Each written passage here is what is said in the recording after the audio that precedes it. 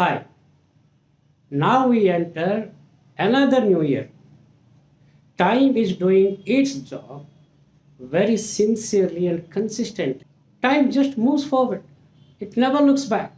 Maybe in the past year, you had some bitter experiences. Don't carry forward those bitter memories into the new year. Past is past. Don't give place in your mind to any of past failures, past mistakes, past misdeeds that you committed. Now enter the new year with a new perspective. Enter the new year with a new hope. Like time, be consistent and sincere to your work. If we are sincere and consistent in our efforts, in your work, in our commitments, nobody can stop us from moving forward.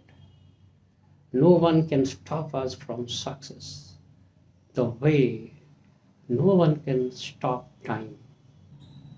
I wish you a happy and prosperous new year.